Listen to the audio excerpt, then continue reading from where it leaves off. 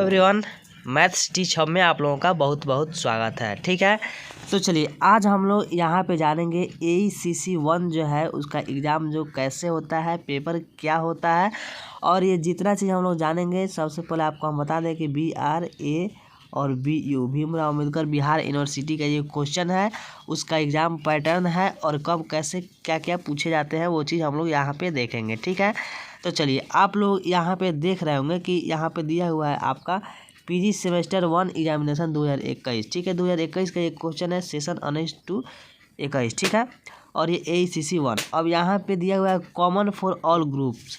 All groups के लिए common होता है, जितना भी ग्रुप होता है, जितना भी सब्जेक्ट होता है, सभी के लिए एग्जामिनेशन जो है कॉमन होता है। ठीक है, ये जनरल अवेयरनेस का ये क्वेश्चन होता है, बाकी बहुत ही ईजी होता है, आप लोग देखिएगा अच्छा से समझ में आएगा। ठीक है, तो चलिए हम लोग यहाँ पे आगे बढ़ते हैं। ठीक है, चलिए कुछ चीज़ों का यहाँ पे हम लोग चर्चा करेंगे जो कि नेसेसरी है।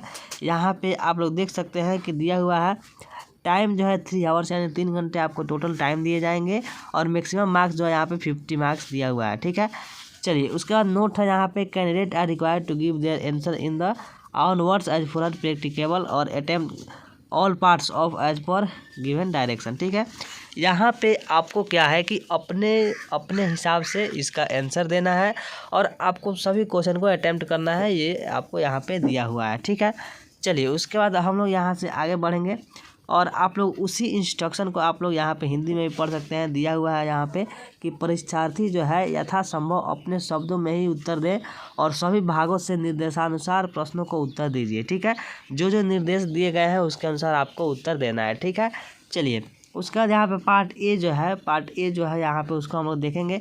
तो पार्ट ए जो है यहाँ पे आप लोग देख सकते हैं कि पार्ट ए जो है वो दिया हुआ है, निम्नलिखित प्रत्येक में से दिए गए विकल्पों को सही उत्तर का चयन करना है।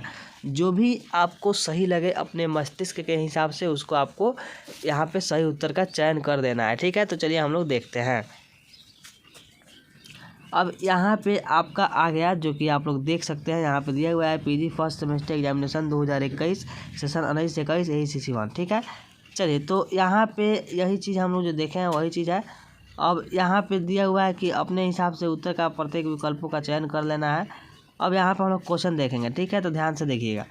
क्वेश्चन यहाँ पे दिया हुआ है कि क्वेश्चन 1 नंबर का यही है कि निम्नलिखित में से कौन सा पारिस्थितिक पिरामिड हमेशा सीधा होता है। ठीक है, तो यहाँ पे आप लोग उत्तर यहाँ पे ऑप्शन जो है देख सकते हैं, 4 ऑप्शन दिया हुआ है, जो आपको ऑप्शन सही लगे।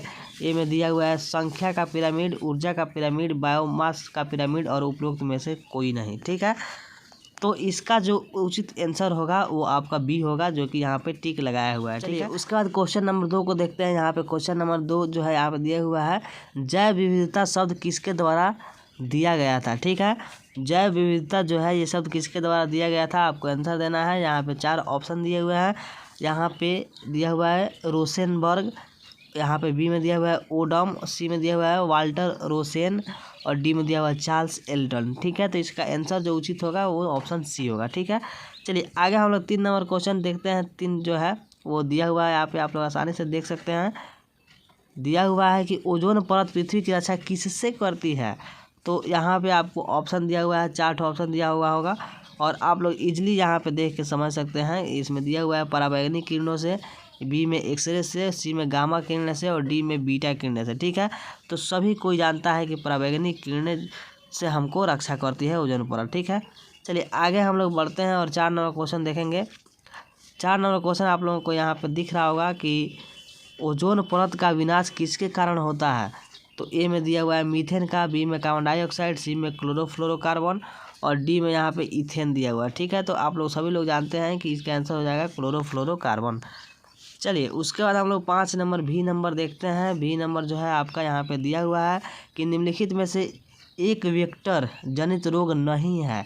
तो यहाँ पे आप लोग देख सकते हैं जो 4 ऑप्शन दिया हुआ है।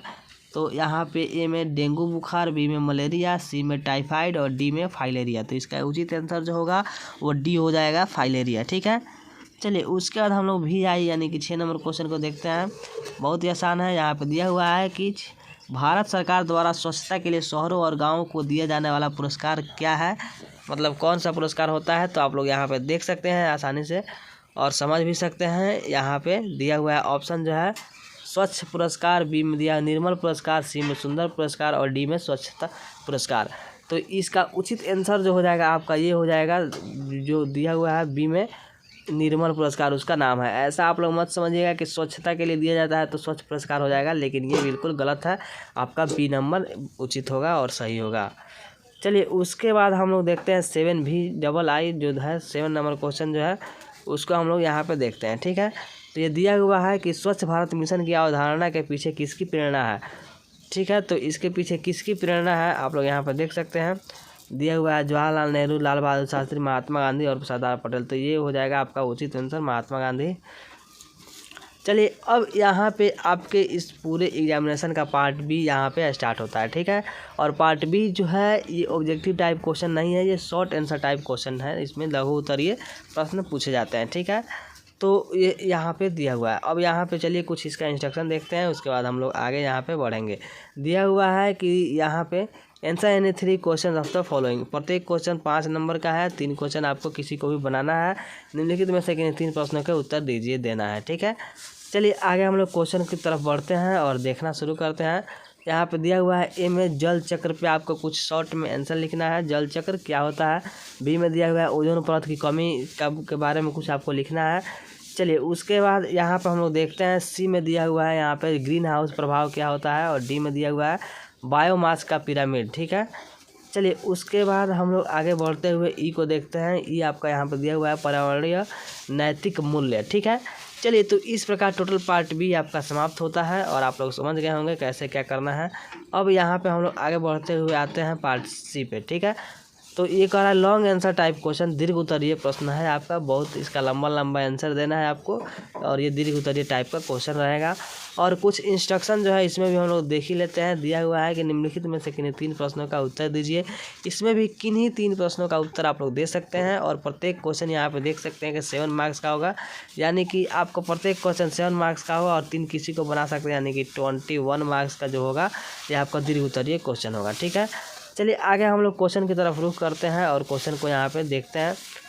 तो क्वेश्चन जो है आपका यहाँ पे कह रहा है कि 3 में जो है सतत विकास की अवधारणा का वर्णन करना है। सतत विकास क्या है, इसकी अवधारणा को आपको वर्णन करना है। चलिए 4 में दिया हुआ है जल प्रदूषण का वर्णन कीजिए। जल प्रदूषण किन कारणों से होता है, क्या उसका क्या क्या हो सकता है, सारा चीज़ आपको यहाँ पे वर्णन करना है। और ये जो है दीर्घ उत्तरीय प्रकार का क्वेश्चन है, यानी कि इसको आपको 1 या 2 3 पेज में ऐसे आंसर इसका देना होगा। बहुत ही विस्तार से आपको इसका आंसर देना होगा। चलिए आगे हम लोग बढ़ते हुए क्वेश्चन नंबर 5 को देखते हैं। और क्वेश्चन 5 जो है कह रहा है यहाँ पे पर्यावरण संरक्षण के लिए कम करने, पुनः उपयोग और पुनर्चक्रण की अवधारणा क्या है। ठीक है, तो ये चीज़ आप लोगों को इसका भी आंसर आपको देना है। चलिए 6 नंबर क्वेश्चन जो है 6 नंबर देखते हैं। यहाँ पे कह रहा है कि स्वच्छ भारत अभियान में स्वच्छाग्रहियों की भूमिका का वर्णन करें।